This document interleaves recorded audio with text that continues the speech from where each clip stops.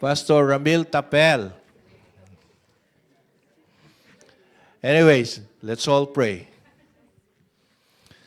Heavenly Father, Ama, maraming salamat po at katabi na nandito sa harap namin ngayon si Pastor Ramil Tapel, nagagamitin niyo upang may parating ang message or yung good news bawat isa sa amin, Ama.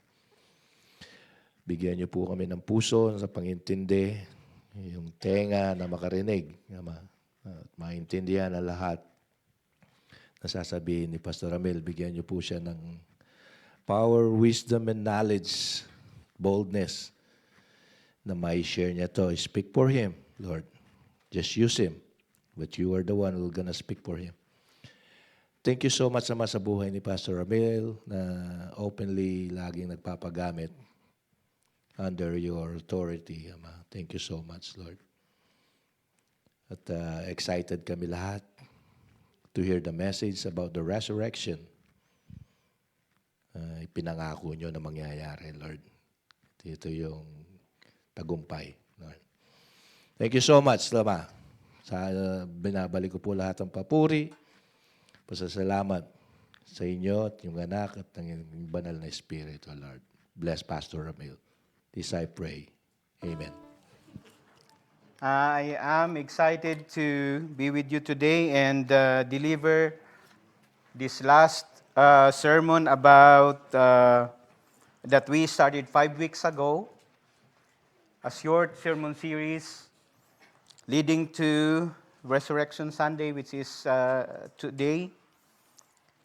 And today we are going to talk about what we are celebrating, which is the Resurrection Day. Amen. So the title of this short sermon series is From Promise to Fulfillment. And our text is in Philippians chapter 1, verse 6. It says in here, "For I am confident this very thing, that he who began a good work in you will perfect it until the day of Jesus Christ." God started them all. Hallelujah. And he fulfilled it. He fulfilled what he promised through his Son, Jesus Christ. Today's sermon, the conclusion of our Easter sermon series, the Risen King, and our text is in Matthew chapter 28, verses 1 to 15, and 1 Corinthians chapter 15, 16, or actually 13 to 17. Amen. Before we start our sermon, for the benefit of those who are not familiar yet with the events that happened leading to the crucifixion of Jesus Christ, let's go back. I'm going to give you 12 events leading to the crucifixion recorded in Matthew. I'm using the book of Matthew, chapter 26, starting from verse 14 to 19. First one, Judas Iscariot asked the chief priest how much he's getting for betraying Jesus. So Judas went to the chief priest and he bargained how much he's going to get if he will betray Jesus. And the Bible recorded that he will get 30 pieces of silver. 30 pieces of silver in today's money is like $300 to $600. Imagine that. The life of Jesus Christ was bargained for $300 to $600. Number two, Jesus celebrated the Passover meal with his disciples, and he announced that one of them will betray him. It is in Matthew chapter 26, verses 20 to 25. And the disciples were deeply grieved. And they each other began to say to him, "Surely not I, Lord." Sabi ni Jesus, isa sa inyo maghuhudas sa akin. Mas maganda sa Tagalog. Sabi ng mga apostol, Lord, hindi ako kilala mo ako, Lord. And then, Jesus said, He who dipped his hand with me in the bowl, he is the one. And we know the story. That was Judas Iscariot. Number 3, Jesus, while they were still eating, in verses 26-35, Jesus instituted the Lord's Supper. He said, taking the bread, he said, and he broke it and said to his disciples, "Take, eat, this is my body." And then he took the cup. After giving thanks, he gave it to them, saying, "Drink from it, all of you." He instituted the Lord's Supper during that event. And then he said, "You will fail away because you will feel away because of me this night." And Peter said, it is in verses 26-35. If you have time, go back to the event, read it yourself. Peter said, "Even though all may fall away because of you, I will never fall away." Sabi ni Peter. Jesus said to him, "This very night, before the rooster crows, you will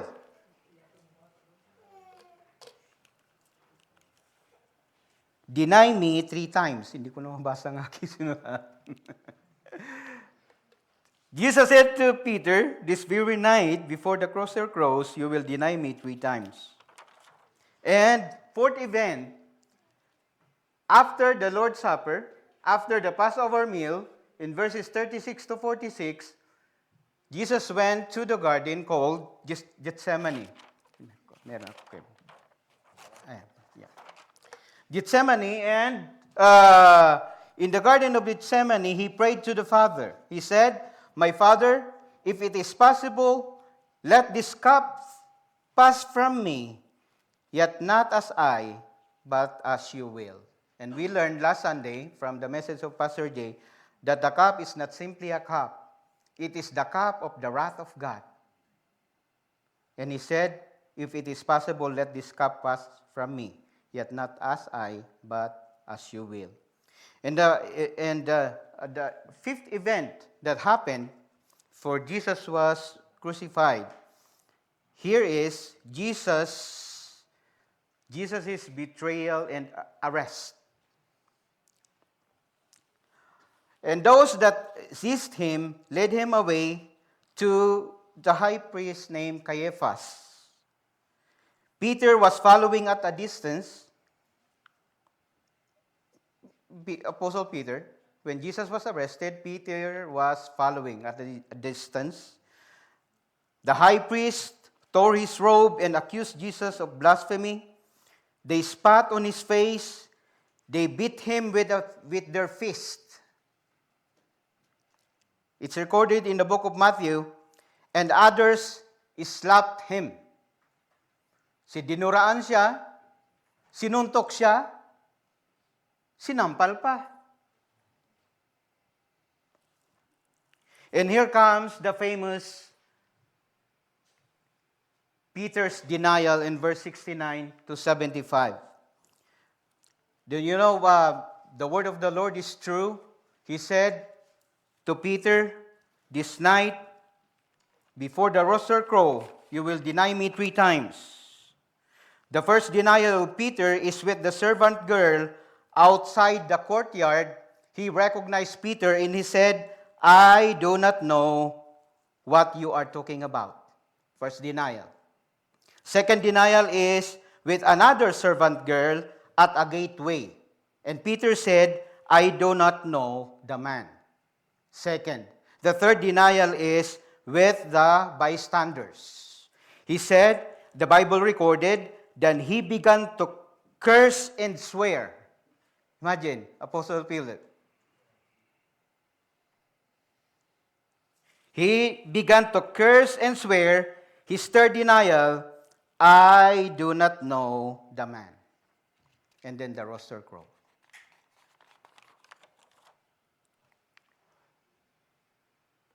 The last fifth event recorded in Matthew chapter 77, verses 14 to 75. Here it was recorded Judas's remorse. He returned the 30 pieces of silver to the chief priests and elders, saying, I have sinned by betraying an innocent blood. And then the Bible recorded that it was the chief priest did not take back the 30 pieces of silver because it is a blood money. And Judas went from there. Sabi sa Bible, itinapon niya yung 30 pieces of silver in the floor. And then sabi ng mga high priest, hindi natin pwedeng ibalik yan sa treasury because it is a blood money. And he went out and he hanged himself. And then Jesus was brought to Pilate. Pilate is the governor of Judea during that time. And Pilate asked Jesus, are you the king of the Jews? And Jesus answered, Jesus did not answer the question. The chief priests and the elders persuaded the crowds to ask for Barabbas and put Jesus to death.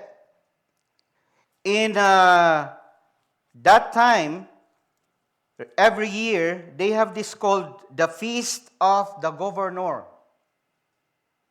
And during this feast, they have a custom to release a prisoner whom they wanted. That's why Barabbas was mentioned in this event. And so, Barabbas was released. Jesus was crucified. Said Jesus to Jesus, crucify him. And it was recorded in that event that Pilate washed his hands in front of the crowd, saying, I am innocent of this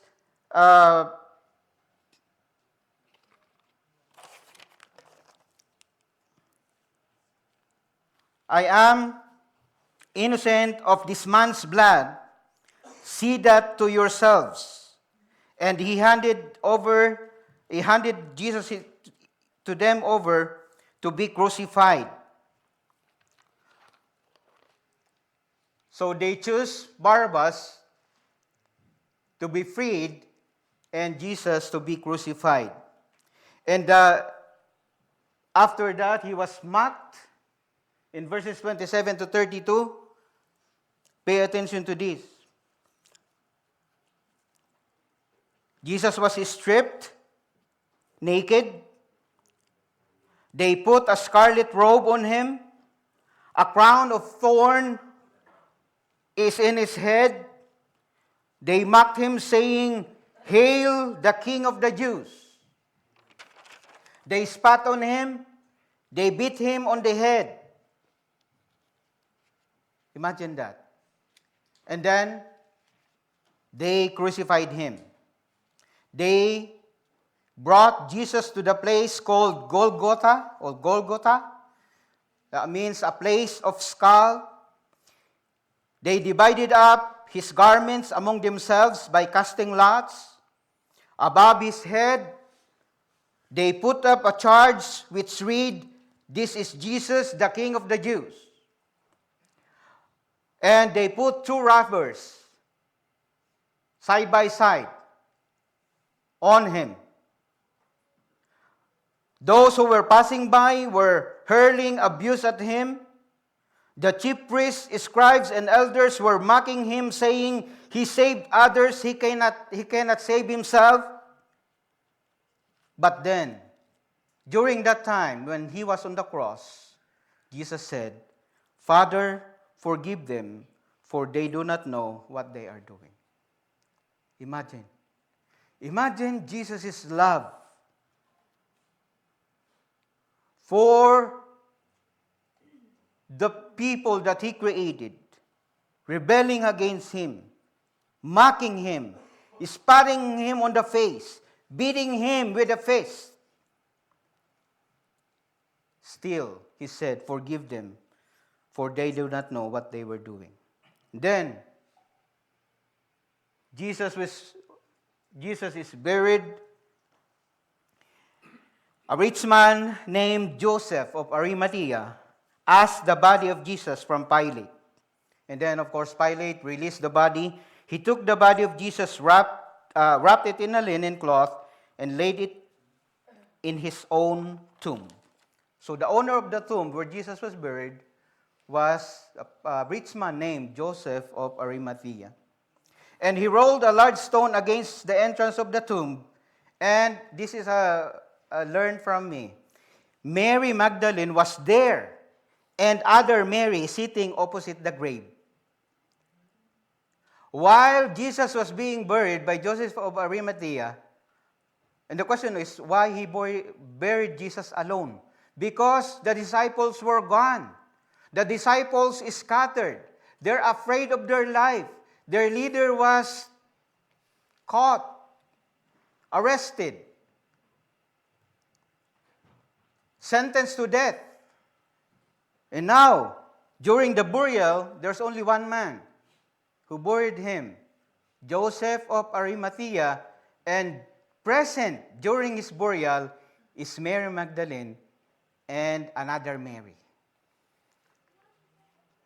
The next day, the chief priest and the Pharisees gathered together with Pilate and said, "Sir, we remember that when he was still alive, that deceiver," they called Jesus a deceiver, "that deceiver, after 3 days, said, 'I am to rise again.'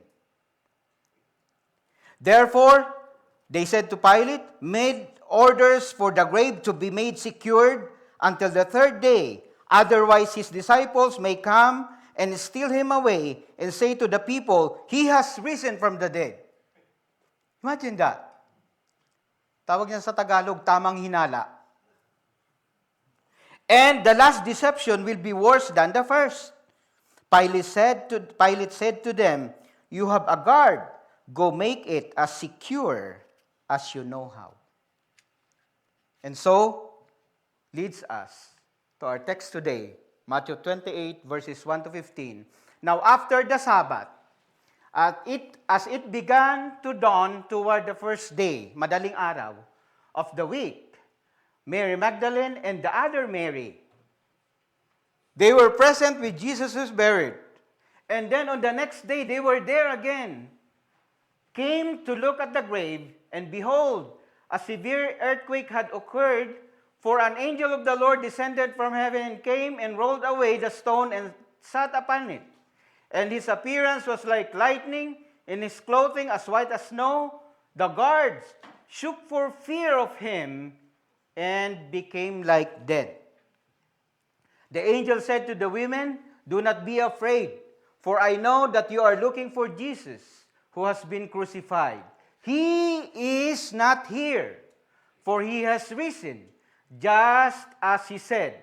Come, see the place where he was lying. Go quickly and tell his disciples that he has risen from the dead, and behold, he is going ahead of you into Galilee. There you will see him. Behold, I have told you.' And they left the tomb quickly with fear and great joy, and ran to report to his disciples. And behold, Jesus met them and greeted them.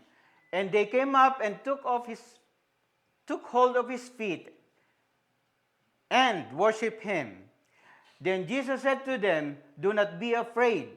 Go and take the word to my brethren and leave for Galilee, and there they will see me.' Now, while they were on their way, some of the guard came into the city and reported to the chief priest all that had happened. And when they had assembled with the elders and consulted together, they gave a large sum of money to the soldiers and said, 'You are to say, his disciples came by night and stole him away while we were asleep. And if this should come to the governor's ears, we will win him over and keep you out of trouble.' And they took the money and did as they had been instructed. And the story was widely spread among the Jews and is to this day.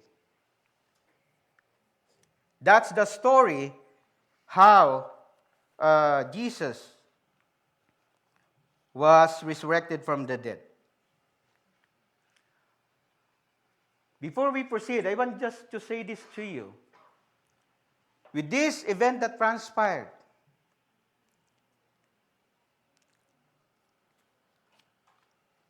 you can pay for a lie, but you cannot bury the truth. They paid for a lie, but they cannot bury the truth. The religious leaders thought that it was over. They thought that the truth was gone. Jesus was gone. The voice was silenced. The movement was crushed. But then something happened they could not control. What is it? The tomb was empty. Something happened that they cannot control. Jesus was risen.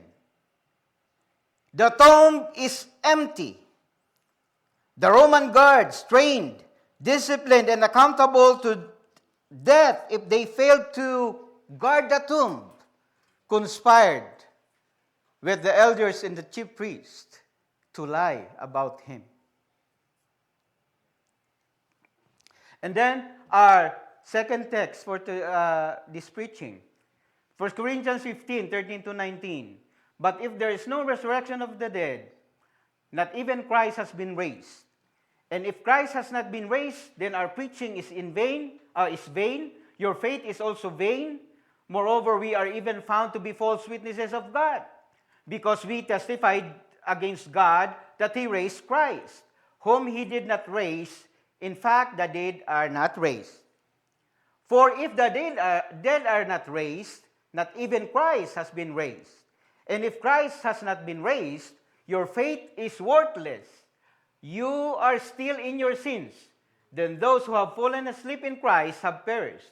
If we have hope in Christ in this life only, we are of all men most to be pitied. So that's our two texts for today's sermon. Matthew 28, 1 to 15, and 1 Corinthians 15, 13 to 19. Amen. So the question today that we are going to settle is, so what if Jesus Christ resurrected from the dead? Sa Tagalog, ano namang paki ko dyan? Anong paki ko? May kanta pa nga yan. Sa long hair mo. Hindi long hair ito. Anong paki ko dyan?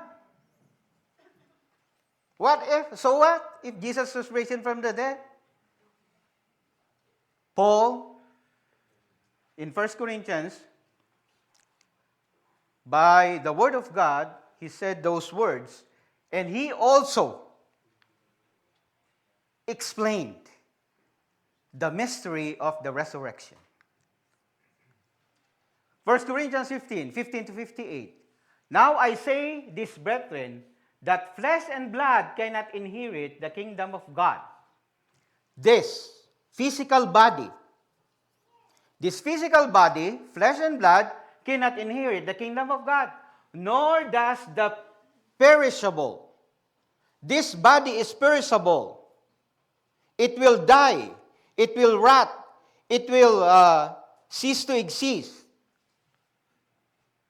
Nor does the perishable inherit the imperishable. Behold, I tell you a mystery. We will not all sleep. When you hear this word in the Bible, sleep means you died.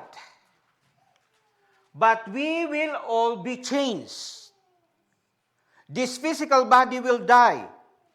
It will be buried 6 feet below the ground, or it will be cremated. In a moment, in the twinkling of an eye, at the last trumpet, for the trumpet will sound, and the dead will be raised, imperishable, and we will be changed. For this perishable must put on the imperishable, and this mortal human being must put on immortality. But when this perishable will have to put on the imperishable, and this mortal will have to put on immortality, then will come about saying that is written, death is swallowed up in victory. O death, where is your victory? O death, where is your sting? The sting of death is sin, and the power of sin is the law. But thanks be to God who give us the victory through our Lord Jesus Christ. Praise the Lord. Clearly explained by Paul. The benefit, the importance of Christ being raised from the dead. That us too, we will also be raised from the dead. This perishable flesh and flesh will be changed to imperishable. This mortal will be changed into immortality. Next question. Now that Christ is risen, what is it for me? Anong pakinabang ko dyan?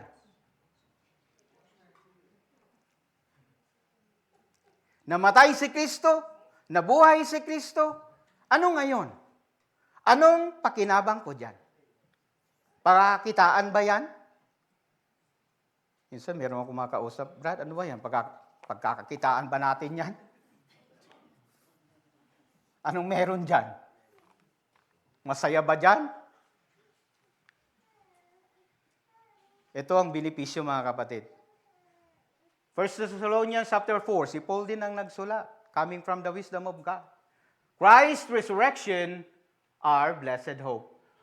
But we do not want you to be uninformed, brethren, about those who are asleep, so that you will not grieve as do the rest who have no hope. For if we believe that Jesus died and rose again, even so God will bring with him those who have fallen asleep in Jesus. For this we say to you by the word of the Lord, that we who are alive and remain until the coming of the Lord will not precede those who have fallen asleep. For the Lord himself will descend from heaven with a shout, with the voice of the archangel, and with the trumpet of God. And the dead in Christ will rise first. Then we who are alive and remain will be caught up together with them in the clouds to meet the Lord in the air. And so we shall always be with the Lord. Therefore comfort one another with these words. Hallelujah. For the benefit of those who are not a little bit clear about these phrases, what does this mean? Those who have fallen asleep in Jesus. What does this mean? And the dead in Christ. Anong ibig sabihin yan? The dead in Christ, those who have fallen asleep in Jesus. The answer, those who were baptized in Christ. See, those who were baptized in Christ, it means when you die, you have fallen asleep in Jesus. You are dead in Christ. In Romans chapter 6, 4-5, look at this. Therefore, we have been buried with him through baptism. So the symbolism of baptism is you died just like Jesus died, and he was buried, and then after 3 days he rose up from the dead, he was resurrected. And when you accept Jesus as your Lord and Savior through baptism, and you decided to be baptized, therefore we have been buried with him through baptism. You were buried in a liquid tomb called water. See, you are buried and you are raised up again. And the Bible said, when you do that, even if you die, the Bible said you were labeled dead in Christ. Magandang ilagay sa tombstone, no? Juan de la Cruz, dead in Christ. Juan de la Cruz, fallen asleep in Jesus.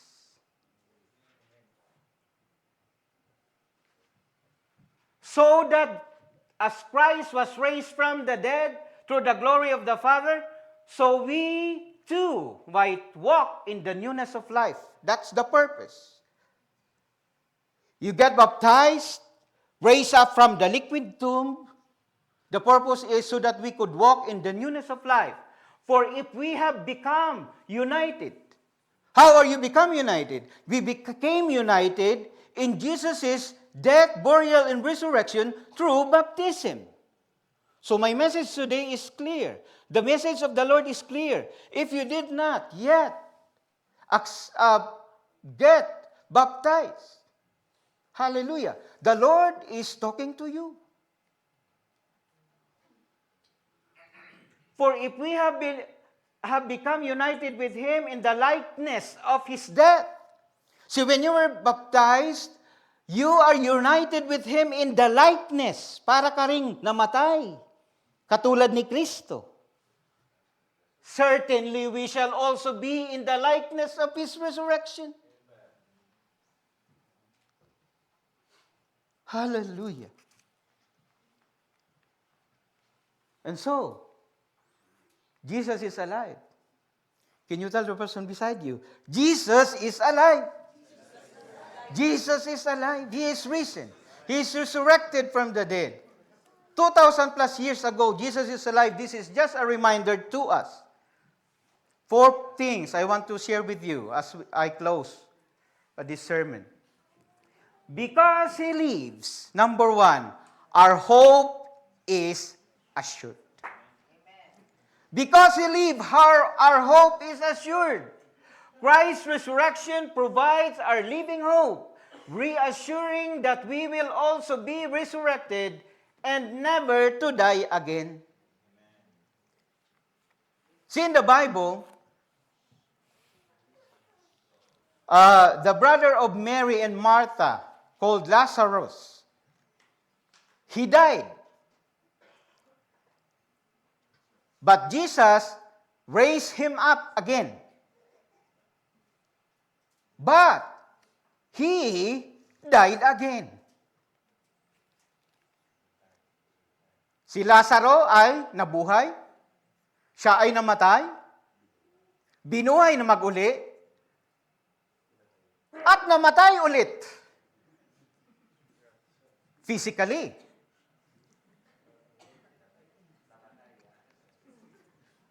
Two times siyang namatay. But here is the assurance of the Word of God. Tayo, na mga anak ng Diyos, we who believe in Jesus Christ, who accepted, fully convinced of His sacrifice, His finished work on the cross, His resurrection provided us a living hope, reassuring that we will also be resurrected and never to die again. Mga kapatid, look at this, Revelation 20, 13 to 15, talking about the second death. Meron palang first death, si Lazarus was blessed. He died 2 times in this life. But the Bible is talking about a second death.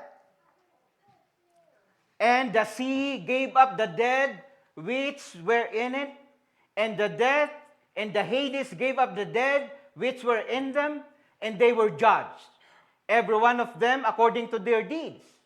Then death and Hades were thrown into the lake of fire. This is the second death, the lake of fire. And if anyone's name was not found written in the book of life, he was thrown into the lake of fire, called the second death. So we will all die. All of us will die. 100 years ago, from now, we are not here anymore. Siguro yung anak ni Maricel, si Hezekiah, buhay pa yan. Tignan mo katabi mo, 50 years from now, malamang lang mo, wala na yan. Yan talaga ang realidad. Ito yung statistics na 1:1 mangyayari. It will happen. We will leave this place. We will all die.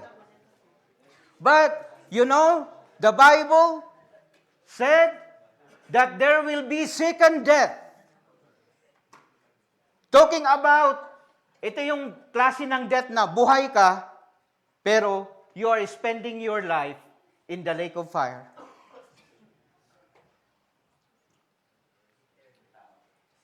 Jesus said to Martha, Jesus said to her, I am the resurrection and the life.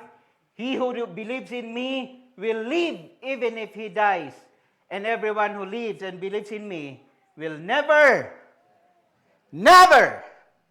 die. What does that mean? We will all die physically, first death. But after that is eternity with God. That's the assurance from the Word of God.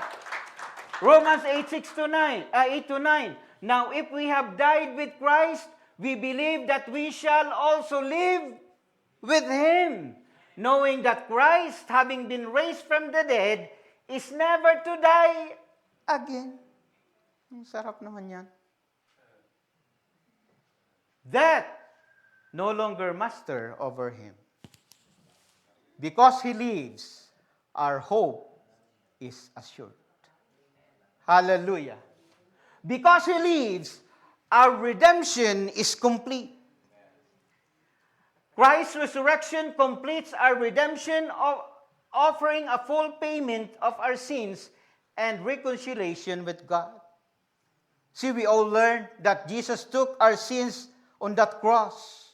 All the sins of the world, past, present, and future. He carried them all. And said that Jesus is the offering of a full payment of all our sins. Naalala niyo yung vlogger na sikat sa Pilipinas, tetelestai. It is a Greek word which means paid in full. See, the resurrection of Jesus Christ, because He lives, gives us the assurance that all our sins, past, present, and future, is paid in full. Palakpakan natin si Lord. Bayad na yan. Tapos na yan. Binayaran na lahat yan. Wala ka ng utang. He took them all. In Him, we have redemption through His blood, the forgiveness of our trespasses, according to the riches of His grace, which He lavished on us. Ano ginamit niya? Yung kanyang dugo mismo. In Him, we have redemption through His blood. His blood paid it all. I like the song. Jesus paid it all. All to Him I owe. Sin has lost its crimson stain.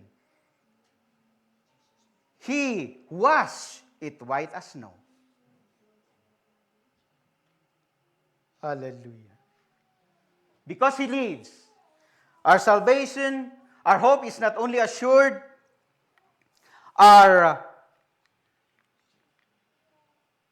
redemption is complete, our salvation is secured.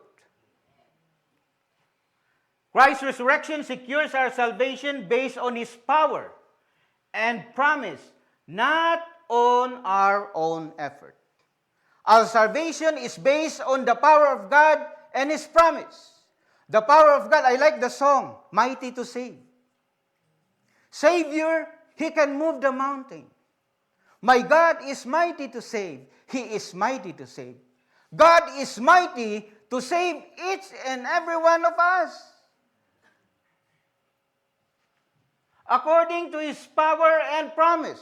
What's the promise? His promise, if you believe in me, he who believes in me will be saved. For God so loved the world that He gave His only begotten Son.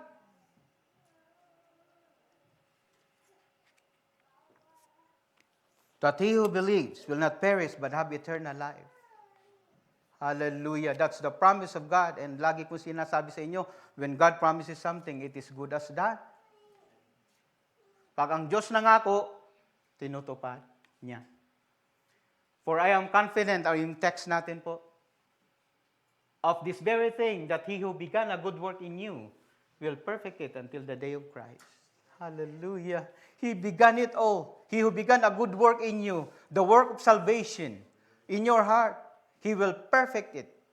He will finish it until the day of Jesus Christ. Now we are celebrating the physical event that happened, his resurrection. Lastly, because he lives, our eternity is glorious. Hallelujah! Christ's resurrection promises an immense, joyful, wonderful, and unmatched splendor of our future with Him. Daming mga kantang nagawa dyan. Alala ko yung kantang, What a Wonderful World. Pero sa langit, sobra pa sa wonderful. He's more than wonderful that my mind can conceive, sabi ng kanta. More than wonderful that my heart can believe. He goes beyond my highest hopes and fondest dreams. What a wonderful, what a glorious surprise awaits to those who believe, fully convinced and accepted the finished work of Jesus Christ. Hallelujah. These things I have spoken to you, so that in me you may have peace. In the world you have tribulations, but take courage, I have overcome the world. When you accepted the Lord Jesus Christ, it doesn't mean a bed of roses. When you accepted the Lord Jesus Christ, we will have troubles. We will have problems. We will have trials. We are not accepted to those. But Jesus said, in the world, you will have those tribulations. But take courage, I have overcome the world.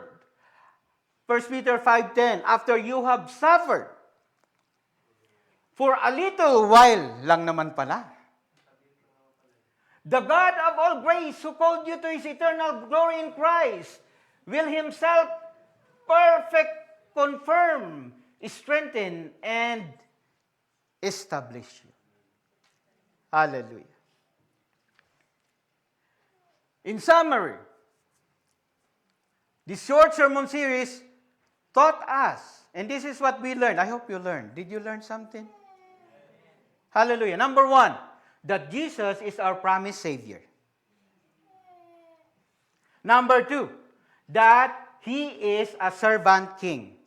He expressed Himself in humility, born in a manger, born of a virgin, of course, in a manger, and He lived, Bible said, as a bondservant.